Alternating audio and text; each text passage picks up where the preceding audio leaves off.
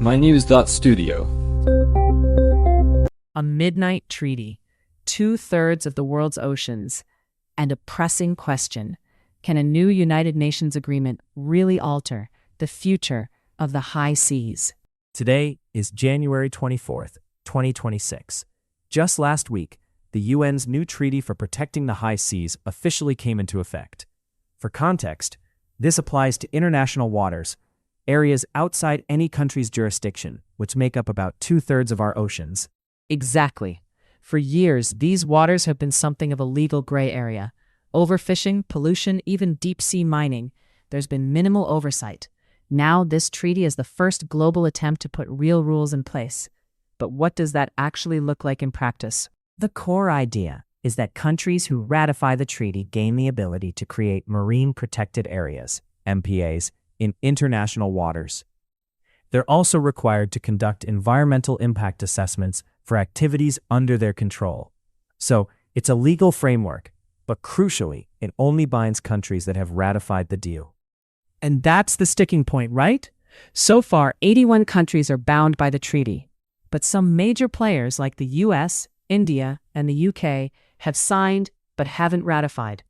Russia hasn't even signed. Why this hesitation? Mostly, it comes down to domestic politics. For example, in the US, the Senate hasn't moved forward. There are sovereignty worries about giving up control over economic activities in international waters. And of course, economic interests, especially for countries with large shipping or fishing industries. But then, what prevents countries from just ignoring these protections? Policing the high seas has always been a challenge. Who's actually responsible for enforcement? That's a fundamental issue. The treaty establishes a preparatory commission, and later, the first conference of the parties, COP1, to work out enforcement details. They'll likely rely on tools like satellite monitoring and vessel tracking, plus mechanisms to sanction violators. But until those systems are up and running, enforcement really depends on cooperation between countries. And cooperation is never simple. Say a ship from a country that hasn't ratified the treaty is fishing in a protected area. What then? Is there any way to hold them accountable? In theory, countries that are party to the treaty could ban imports of illegally caught seafood or restrict port access to those vessels. But that only works if enough countries play along, right? Exactly. The more countries that ratify, the stronger the enforcement mechanisms become. Let's get into the science for a moment. Institutions like Oregon State University helped design the treaty framework, including tools like the MPA Guide. What's the role of that research in deciding which areas get protected? Their research delivers models for identifying ecologically important zones. Think areas with high carbon storage, biodiversity hotspots, critical fish breeding sites. They're also tracking how climate change and human activity are affecting these regions, so the treaty guidelines can evolve alongside new data. The treaty sets an ambitious target: protect 30% of the ocean by 2030. That's a significant jump from where we are now. What changes might we see right away? One immediate effect is that new activities, like fishing or mining, by treaty countries will require environmental impact assessments. That could delay or halt some projects.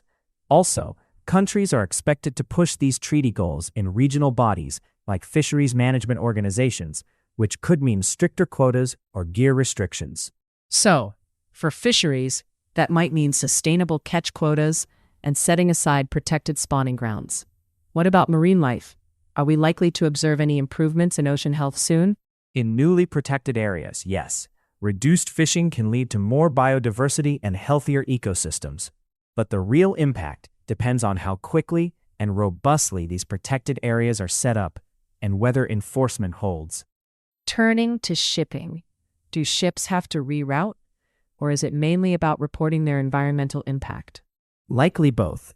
Some shipping routes might need to avoid new MPAs, and ships could be required to report impacts. The exact requirements are still being developed by the Preparatory Commission. So, taking a step back, this treaty is effectively a global experiment in managing a shared resource, one that affects climate, food security, and livelihoods. but the outcome hinges on countries actually joining and enforcing the rules. That's right. If the treaty succeeds, it could serve as a blueprint for managing other shared global resources, like the atmosphere or even space. If not, we're left with fragmented oversight and declining ocean health. The next big moment is the first conference of the parties, scheduled for January 2027. That's when major decisions will be made. What areas get protected, how enforcement will work, and how this fits with existing laws. Until then, the treaty binds its 81 ratifiers, but any country can still join. As the benefits become clearer, healthier fisheries, more stable climate, will the remaining countries be persuaded to sign on? That's the big unknown. The stakes are substantial. Billions rely on healthy oceans for food, climate balance, livelihoods. Will this treaty be enough? For anyone interested in how a single treaty might reshape the world's largest ecosystem, keep listening. Thanks for joining us as we explored the UN Ocean Treaty, what it means, what's next, and why it matters. Thank you for listening. This episode was powered by mynews.studio. Try it now for free.